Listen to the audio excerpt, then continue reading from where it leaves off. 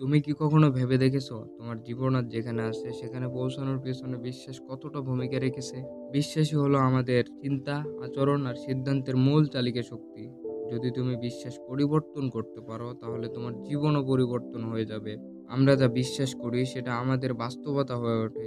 ধরো, তুমি যদি মনে করো আমি এটা পারবো না, তাহলে তোমার মন সে কথাই মেনে নেয় আর তোমার কাজও সেভাবেই হয়। আর যদি তুমি ভাবো আমি পারবো, তাহলে তুমি সে বিশ্বাস নিয়েই চেষ্টা করতে থাকবে যতক্ষণ না সফল হও। একজন লোক প্রতিদিন ভাবে আমি এটা পারবো না, আরেকজন ভাবে আমি এটা পারবো। সময়ের ব্যবধানে দেখা যায় যে নিজেকে বরাবর বলেছে আমি পারবো, সে সত্যিই একদিন সফল হয়েছে, কারণ তার মন, চিন্তা ও কাজ তাকে একসঙ্গে সফলতার দিকে নিয়ে গেছে।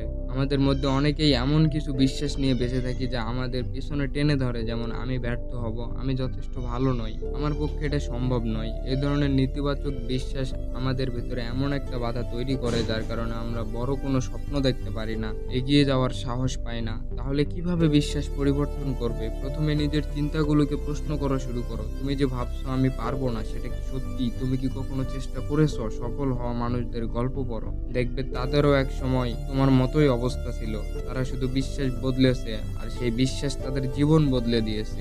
স্টিভ জবস যদি বিশ্বাস করতেন তিনি ব্যর্থ হবেন, তাহলে অ্যাপল তৈরি হতো না। জেকে রাউলিং যদি বিশ্বাস করতেন যে তিনি লেখক হতে পারবেন না, তাহলে হ্যারি পটার সিরিজ পৃথিবী দেখতো না। তোমার ক্ষেত্রেও একই বিষয়। তোমার বিশ্বাসই তোমার ভবিষ্যৎ গড়ে তুলবে। তাই এখনই সিদ্ধান্ত নাও, নেতিবাচক বিশ্বাস ছেড়ে দাও, ইতিবাচক বিশ্বাস গ্রহণ করো আর তোমার স্বপ্নের জীবন তৈরি করো। বন্ধু, এই ভিডিও যদি তোমার একটু উপকারে আসে তাহলে লাইক আর শেয়ার করতে একদমই ভুলবে না। নতুন ভিডিও পেতে সাবস্ক্রাইব করো। আবারও দেখা হবে।